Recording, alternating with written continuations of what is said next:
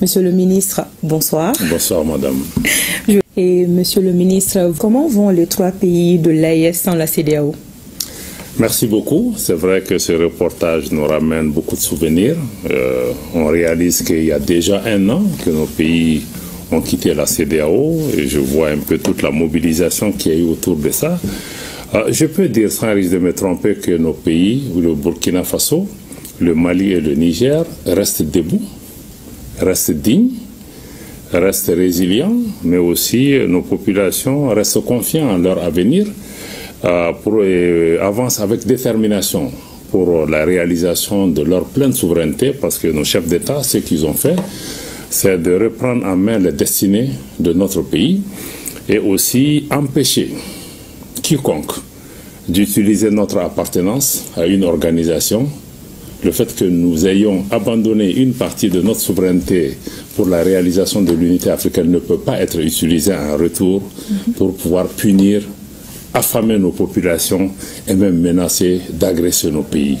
Depuis, nos pays aussi s'organisent aujourd'hui. Ce n'est pas qu'une réponse à la CEDEAO, mais nous avons décidé de faire ce que nous voulons et dans le cadre de l'AES en essayant de recréer une nouvelle forme de solidarité qui se fait dans le respect, qui se fait dans la complémentarité, qui se fait aussi dans l'union et l'unité de nos peuples pour se lever ensemble, combattre l'insécurité à travers la défense et la sécurité, mais aussi permettre à nos pays de parler d'une seule voix à travers notre action diplomatique, mais aussi renforcer les actions de développement sur le terrain pour pouvoir cimenter nos différents pays.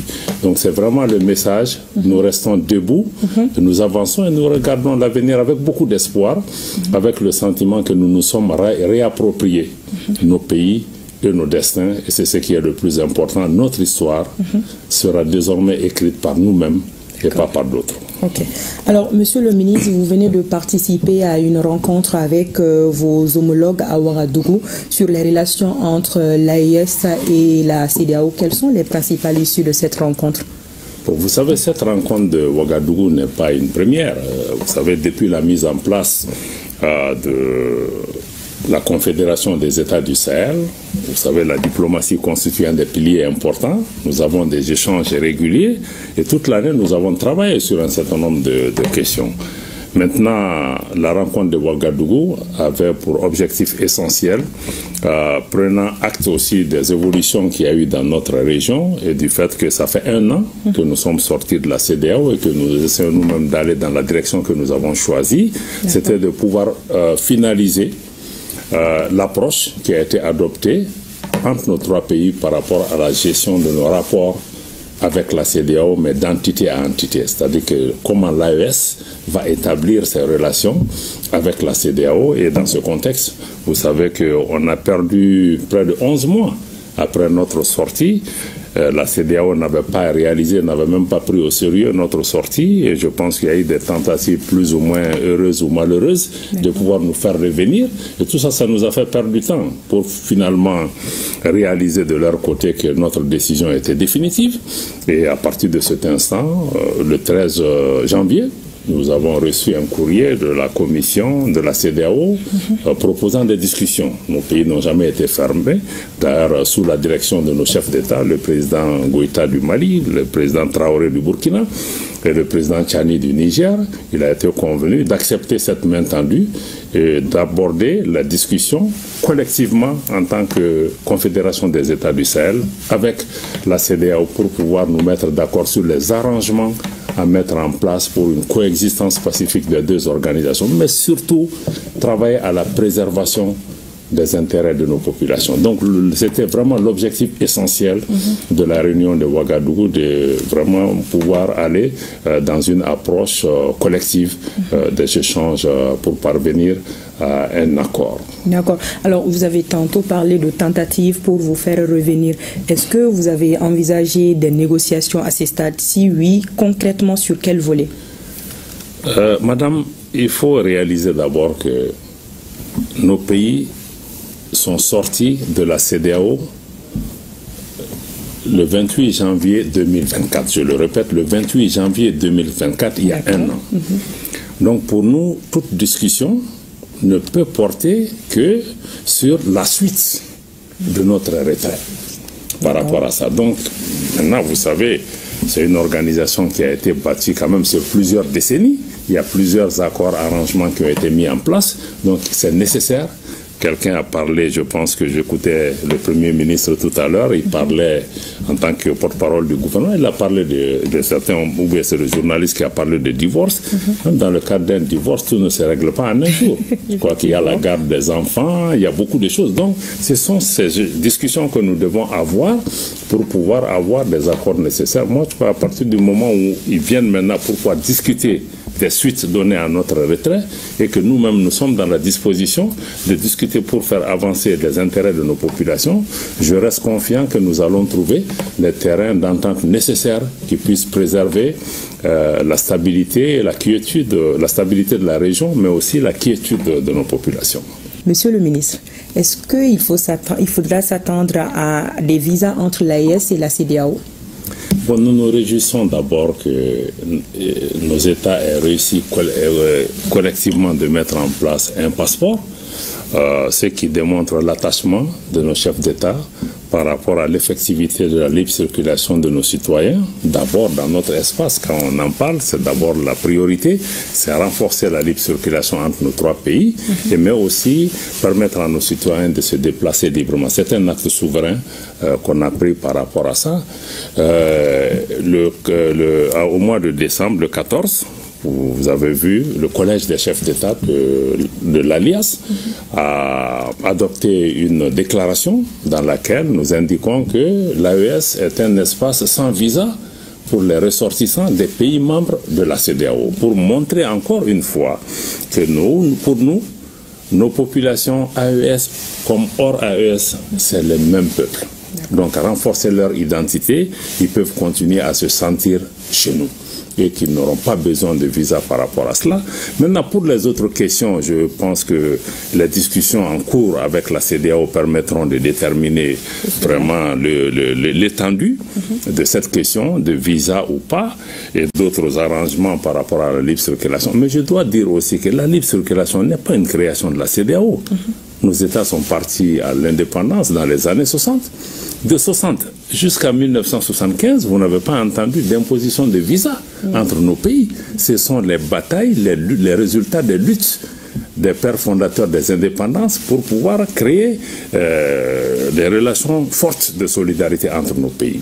Et ensuite, si on regarde aujourd'hui, même du point de vue, on a quitté la CEDEAO, c'est vrai, mais du point de vue de l'UEMOA, l'Union économique et monétaire ouest-africaine, où nos pays restent membres, les dispositions par rapport à la libre circulation des personnes sont les mêmes qu'au niveau de la CEDEAO. Donc, de ce point de vue, si les textes sont préservés, il n'y a pas de souci particulier à se faire. Et en plus de ça aussi, il y a des arrangements bilatéraux qui existaient entre nos pays avant même l'existence de la CEDEAO. Tant que ces accords ne sont pas dénoncés, je pense que ces différents éléments sont là et les négociations permettront de définir cela. En tout cas, pour ce qui nous concerne, nous ne pouvons décider que pour nous, nos chefs d'État et nos populations ont très indiqué que nous sommes dans une vision panafricaniste. Il y a quelques différends, comme le ministre du Burkina l'a indiqué tout à l'heure, entre quelques dirigeants de certains pays et nos États.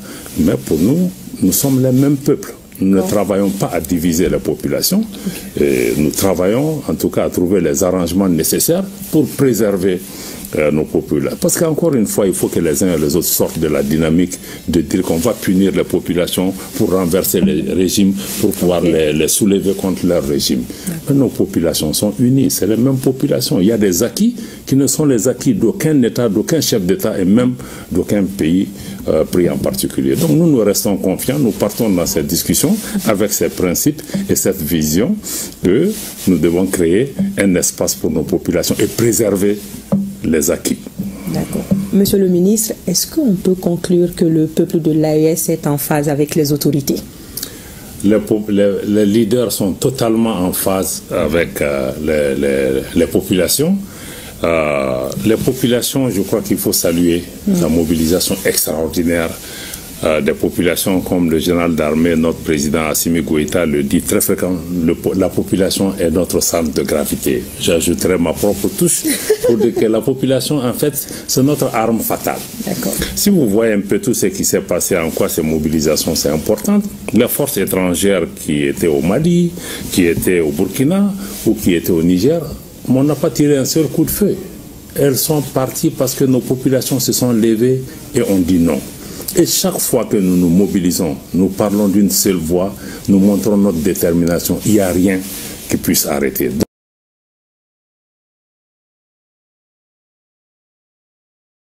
Donc, je pense que cette mobilisation, il faut la saluer au sein de nos pays, mais aussi dans plusieurs pays africains et même au sein de la diaspora. Je crois que ça envoie une image de détermination au monde entier qui a compris maintenant que nos populations veulent aller dans une autre direction. Ils ne veulent plus être soit colonisés, soit être dominés. Ils veulent être maîtres de leur destin. Ils veulent pouvoir vraiment changer les choses pour eux. Donc je voudrais saluer non seulement leur mobilisation, mais aussi toute la résilience de nos populations. Le ministre du Burkina l'a indiqué, ça n'a pas été facile, ça ne sera pas facile, ça sera un long travail.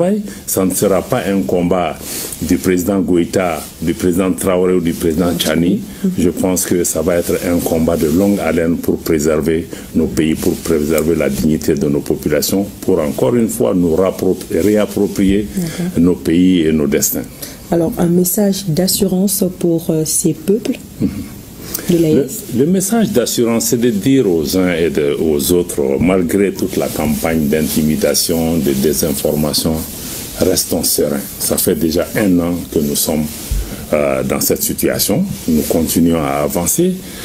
Nous demandons à nos populations, aux diasporas, de suivre les chefs d'État, les présidents de la transition, le Premier ministre et tous les autres chefs d'État des autres pays membres de la Confédération sont déterminés à travailler et leur seule préoccupation, c'est la défense des intérêts des populations. Et dans ce cadre, nous allons engager avec une grande sérénité les discussions avec les responsables de la CEDEAO en indiquant que, bon, ce n'est pas une première. La Mauritanie a quitté la CEDEAO, elle est encore là, elle avance, elle a d'excellentes relations avec les autres pays. Le cas du Brexit aussi entre la Grande-Bretagne et l'Union européenne est là pour montrer que ce type de processus peut être long. Donc on n'essaye pas de menacer les gens. Nous savons ce que nous voulons et nous savons ce que nous valons aussi.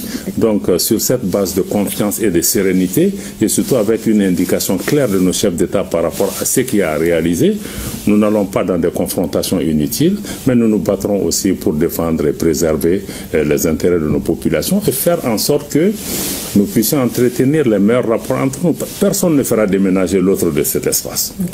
Nous avons quitté la CEDEAO, nous ne quittons pas l'Afrique de l'Ouest. Il va falloir trouver les moyens d'une coexistence entre d'une part l'AES en tant qu'entité et d'autre part la CEDEAO pour préserver nos populations. D'accord. Merci bien, Monsieur le ministre, pour toutes ces précisions et merci d'être passé sur notre plateau. Je vous en prie. Si vous appréciez la vidéo et le contenu que nous produisons sur cette chaîne, prenez un moment pour aimer, partagez vos réflexions dans les commentaires et vous abonner à la chaîne. Activez les notifications pour rester informé des dernières nouvelles marquantes sur notre continent. Merci d'avoir regardé et à bientôt dans notre prochaine vidéo.